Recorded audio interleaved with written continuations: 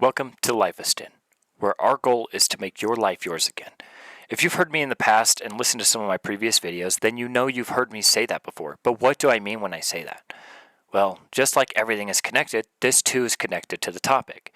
If it wasn't, I would either be contradicting myself, or why would I be covering the topic in the first place? Well, when I talk about making your life yours, I don't necessarily mean just taking back control of your life from the push and pull of your environment, your friends and family, your society, and so forth. Now, while I do mean that, I also mean taking back control of your life from yourself. The ego, which once again is just your sense of self and identity, and I'll most definitely be making a topic on the ego, its defense mechanism, survival strategies sooner than later, but for now, your sense of self. The ego is so tricky in how it schemes and deceives and segregates and defends to perpetuate its own image and its own state of being, whether good or bad.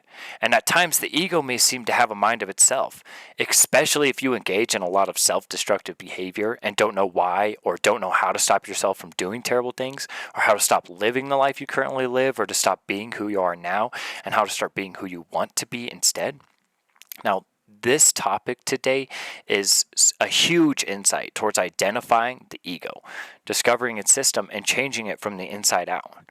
The mind, the ego, it's so tricky because it likes to think it's logical and rational, but then when it's presented logical and rational information outside of its own paradigm, it finds itself being irrational and defending the status quo.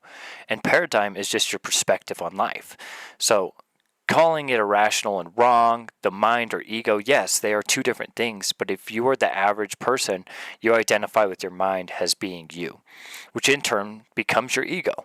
Notice how subjective your ego and identity is and how quick it changes. How it isn't really an objective thing. The ego likes to think things are linear in a step-by-step process, but that just isn't the case. As well as the defense mechanism the ego likes to take up, as if the things around it changed, then it would change, and the inside would change with it.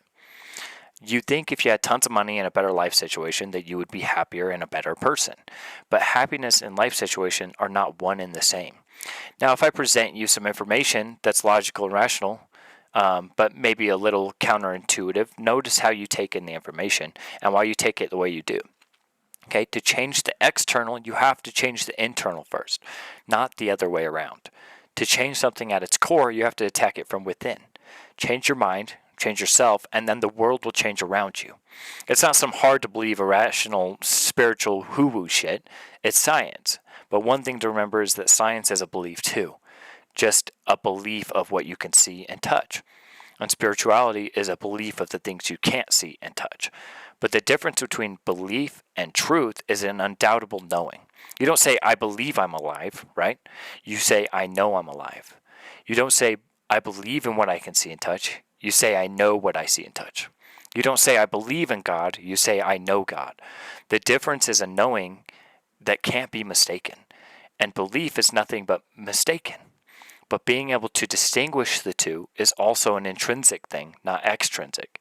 Just like the mind, if you've noticed in your life, life isn't linear. Even though our human minds and society like to run life like it is, you can see through our, in many facets of life, how it is not linear. It's not a step 1, 2, 3 process. While in your journey, what we call life, you might find yourself on step 1, then on step 12, then back to step 3, etc., etc. Self-evolution has so many back steps and forward steps, and you might find yourself backstepping. But sometimes to get from step 8 to step 8, or from step 7 to step 8, you have to go back to step 6 and fully understand that to get to step 8. And now sometimes you need to touch upon step 12 to fully step past step 7. Now, this metaphor can be used in relationships and work and self-development. Your job while listening to these videos is to apply it to your life, to make it personable, and think of times where you can identify with what I'm saying. And I don't need you to believe anything I'm saying. I'm not saying I'm the one true prophet, and I've never said anything false. I'm not saying that anything I say to be taken as dogma, as belief, ideology, and prophecy. I'm saying use this to provoke self-discovery, my apologies, or yourself and others, and the universe as a whole. Uni meaning one verse, or uni meaning one, verse meaning to turn, or to bend, meaning to combine into one whole. Plug yourself into the equation I put out and just see what happens. Play the game, enjoy it, and enjoy the thought experiment, and just see where it takes you. You don't have to really invest yourself in this stuff and believe it. Just play the game, invest yourself into the information I give you, and just see if it doesn't resonate. That's fine. I'm not teaching the one true way. All the discovery of self or other of universe I've done, I've discovered one thing: that there is not one true way, and all ways are the right way to the one. Okay, the problem we have is one way works for us, and then when that happens, we kill, murder, lie, steal, and force everyone on our path because it's the one right path. You've seen all of the religions like Christianity and how far that's done and how many people that's killed, but also how many people it's saved. Okay, but do you see how dangerous that is? See how in the pathless path that I teach, the non-dual, that when applied correctly, there's not hate or separation or murder or rape or forcing others to be a certain way or judgments or unconsciousness. There's freedom and love and unity and consciousness. Now, if it doesn't resonate, doesn't resonate. Okay, I'm not here to defend a certain position. More times than not, I actually just defend the opposite position you defend to see if you can see the whole coin, not just one side. Not because I believe in it, but because I know the coin and I want others to see the whole coin, the whole truth, not just half of it, not just one side of it. Now, this is all a lot of build up, and we haven't really talked much about a self-fulfilling prophecy, but we need to build up a foundation going up to the top. You can't be doing college level schoolwork if you haven't first done the high school level work, the middle school level work, and so forth. Otherwise, you wouldn't understand it. It would just be a bunch of hippy-dippy nonsense. Oh, interesting how that all comes together. The understanding, the not understanding. It's not that college level work is better than elementary level work. Both are most definitely equally important, and one is not above the other. And one is not better than another. They're both necessary. So of course, elementary school is going to seem better for children, and college is going to seem better for adults. But let's not get lost in the sauce, standing on our morally high ground, saying one is better than the other. You're no different from the tyrannical dictators on the other side of the coin at that point. You're actually end up becoming part of the problem. So I hope you can see what I'm trying to say here and what I'm pointing at, trying to expand your horizons and perspective. Now that we've made it to this point, let's attack the topic head on now, because we have been attacking the sides of it. We have been weakening the defenses, so to say. So now we can do a full charge into the topic, the self-fulfilling prophecy. Well, first, a well-defined definition of self-fulfilling prophecy. Well, it's a process through which an originally false expectation leads to its own confirmation. In a self-fulfilling prophecy, and an individual's expectations about another person or entity eventually results in the other person or entity acting in ways that confirm the expectations. Well, more times than not, and more times unconsciously than not, we spell our own doom, our own success. Now, if you think the world is rotten, you will now see all things as rotten. We all know from general relativity that the universe is subjective to the perceiver. So we know it's not facts that the world is rotten, but that it is but one perspective of an infinite amount of perspectives. But this ego that sees the world as rotten will now see everything as rotten. And now it will prove to itself how that is the case. It will be a self-fulfilling prophecy. And good luck trying to remove them from this line of thinking, because guess what? They think it's true. They prove it to themselves by using the universe around them to confirm that they are correct in their own thinking.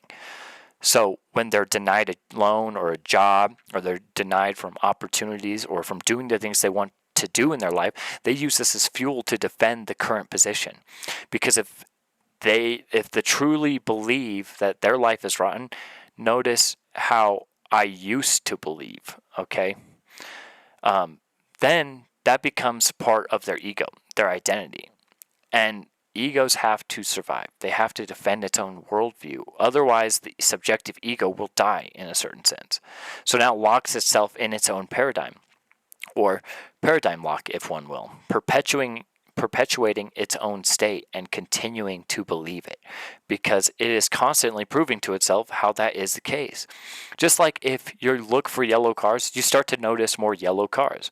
That's because that's how attention works. That's how directing of your consciousness of will works. So let's see the other side of the coin.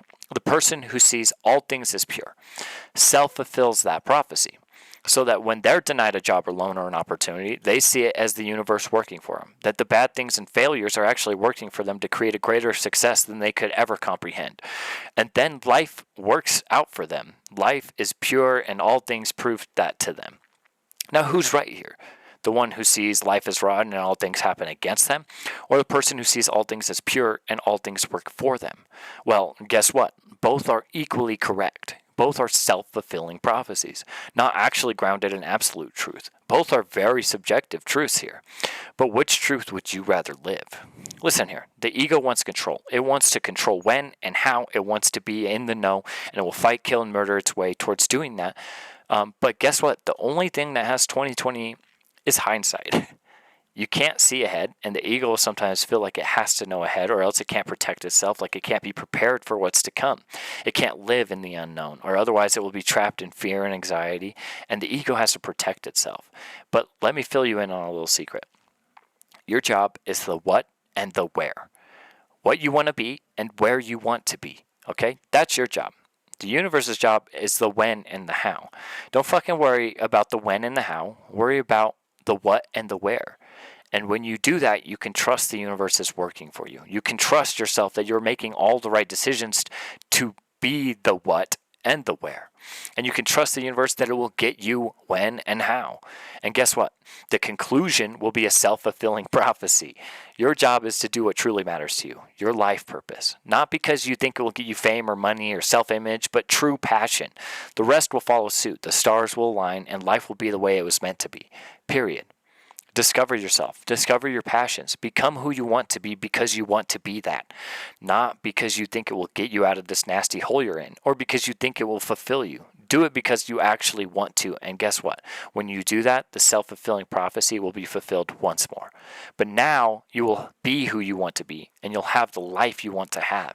You will know yourself. You will become yourself, and you will become the creator of your own life. Again, your job isn't what's possible and what isn't. That's nature's business. Leave adults to adults' business. Have you ever heard that growing up? Well, guess what? Leave nature to nature's business. You got no business there, all right? Your job is doing what truly matters to you. Actually, don't worry about whether it's possible or not. Your imagination is such a powerful thing that society has suppressed because it wasn't grounded in reality, or so to say. But guess what? Imagination is what creates the new you that you wish to be. Imagination is just as powerful tool as any other. Okay? I hope you've taken something from this.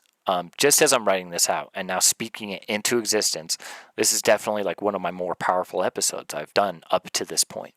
But like I said earlier in this episode, that doesn't make this episode any better than any of my others. It doesn't make it any more true or false than others. It just is what it is now. Okay? And you dictate that. Now, please, I hope you have the day you were meant to have. And I hope now you know how much you dictate that, how much you self-fulfill the prophecy of the day you have. And I hope you've learned a little bit more about yourself, because that's what life's about. Life is about discovering who you truly are, and about accepting who you truly are, and becoming the creator of your own universe. Rejoice and bask in the love and the light of the one infinite creator that you are, that no one is separate from, that we all are, and just be, whatever that means for you. Until next time.